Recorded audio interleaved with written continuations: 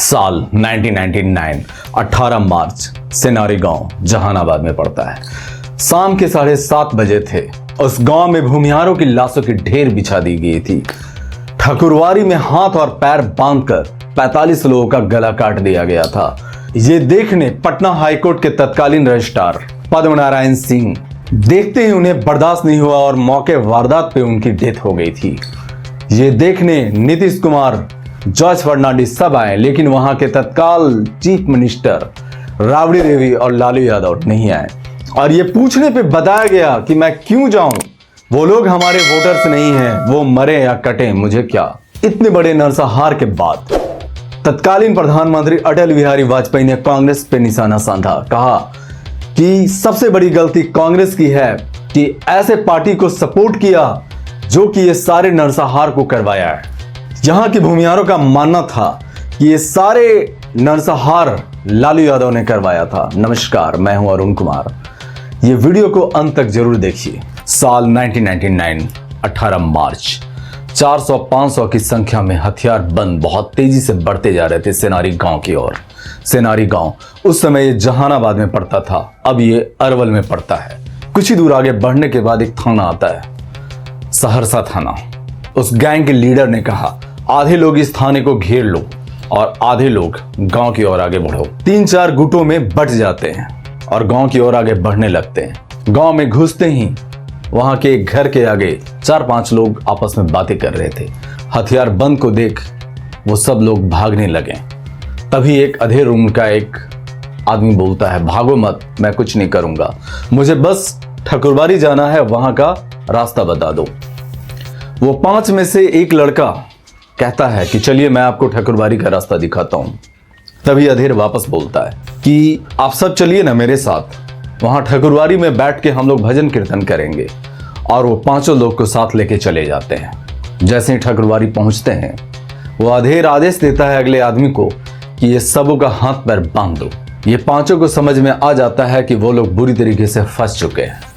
उन लोग चिल्लाने लगते हैं, बचाओ बचाओ। लेकिन तभी एक 30 साल का नौजवान हथियार बंद बंदूक तान देता है, बोलता है अगर ज्यादा चिल्लाओगे तो खोपड़ी उड़ा दूंगा। इधर दूसरा गुट आगे बढ़ता है और एक गेट को जोर जोर से पीटता है, लेकिन अंदर से कोई आवाज नहीं आता है और दरवाजे को कोई खोलने नहीं आता है। तभी डायनामाइट लगा के उस दरवाजे को उड़ा दिया जाता है। जैसे ही अंदर जाता है, वहां पे एक 25 साल का लड़का और उसकी माँ बैठी रहती है। हथियार बंद कहता है, इतनी देर से आवाज दे रहा था, दरवाजा क्यों नहीं खोला। इससे पहले कि वो लड़का कुछ बोलता, हाथ से कुल्हाड़ी उठा के उसके गले पे वार कर दिया जाता है। उसकी मां चिल्लाते रहती है, मेरे बच्चे को छोड़ दो, लेकिन हथियार बंद जबरदस्ती उसे खींच के हाथ पर बांध के और ठकुरबारी की ओर ले जाते हैं। आगे तीसरा गुट कुछ दूर आगे बढ़ता है और देखता है कि एक लड़का छत पे पढ़ाई कर रहा है, 15 साल का युवक।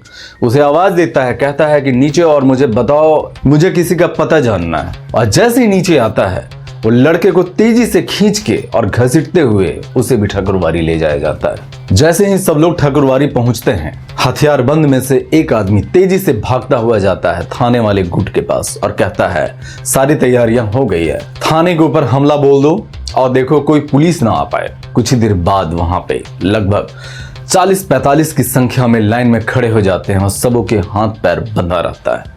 उस हथियार बंद में से एक कहता है कि देख क्या रहे हो, एक एक करके सबका गला काटना चालू करो। और ऐसा ही होता है। बाप के सामने बेटे को मारा जाता है, बेटे के सामने बाप का गला काटा जाता है। देखते ही देखते पूरा सेनारी गांव कुछ ही देर में चीखों में तब्दील हो जाता है।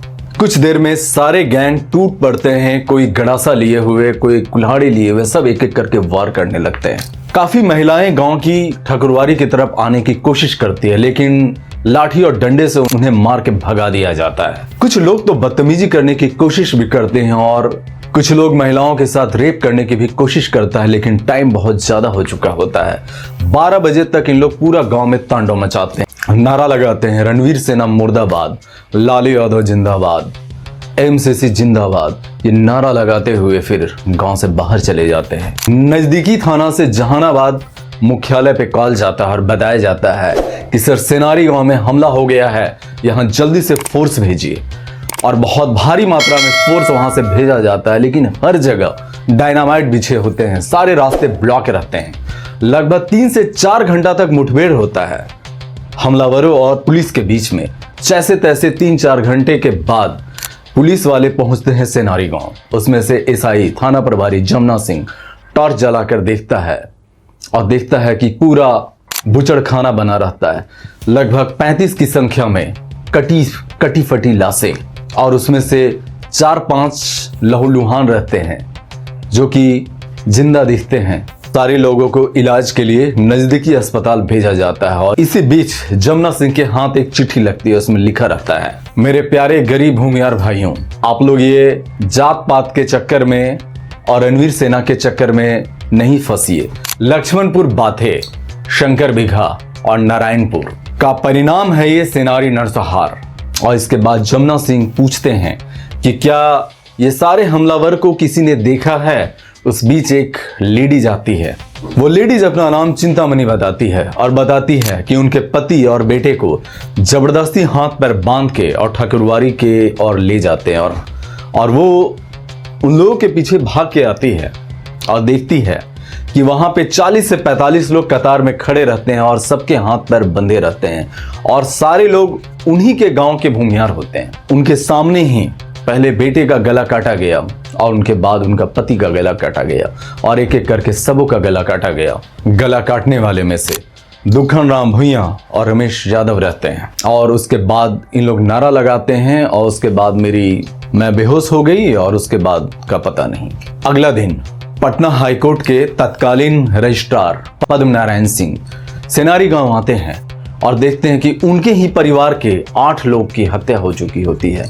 ये देख के उन्हें बर्दाश्त नहीं होता है और उन्हें तुरंत हार्ट अटैक आ जाता है और वो मौके पे गिर जाते हैं, उनकी डेथ हो जाती है। ये देख के पूरा गांव वाले में बहुत ज्यादा आक्रोश आ जाता है।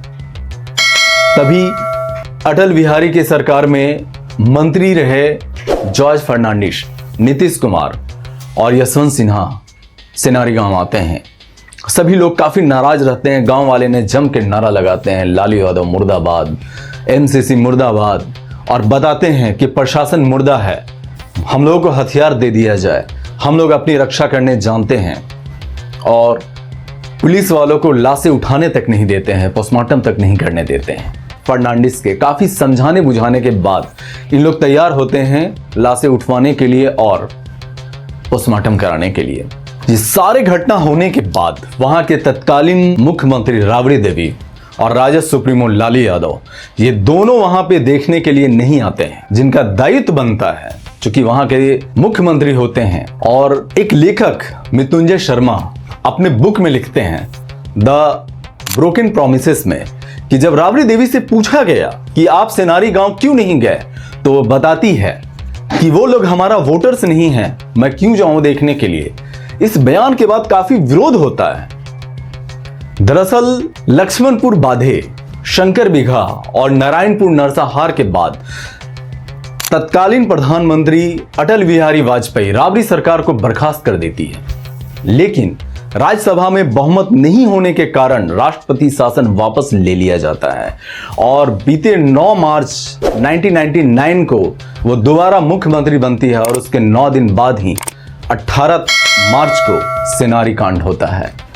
और ये देखते हुए अटल बिहारी ने कांग्रेस के ऊपर तीखा प्रहार किया और कहा कि इसका जिम्मेदार कांग्रेस भी है, जो ऐसे दल को सपोर्ट किया जो ऐसे नरसंहार का सिर्फ और सिर्फ जिम्मेवार है। 20 मार्च 1999 को वहां के तत्कालीन राज्यपाल जस्टिस BM लाल सेनारी गांव पहुंचे। गांव वालों ने उनसे हथियार का डिमांड किया, बंदूक का डिमांड किया, और BM लाल ने तुरंत पटना पहुंचने के बाद इस चीज का आदेश जारी कर दिया गया कि सेनारी गांव को हथियारों के लाइसेंस दे दिया जाए। लगभग 3 महीने बाद काफी विरोध के बाद लालू यादव सेनारी गांव पहुंचे, लेकिन कोई बातचीत नहीं, कुछ खास रिस्पांस नहीं। और सेनारी कांड के 17 साल बाद 27 अक्टूबर 2016 को 13 लोग को जिला अदालत ने दोषी करार दिया, जिसमें 10 को फांसी की सजा सुनाया गया और 3 को उम्र कैद की। और सेनारी कांड के 22 साल बाद 21 मई 2021 को 13 आरोपी को बरी कर दिया गया।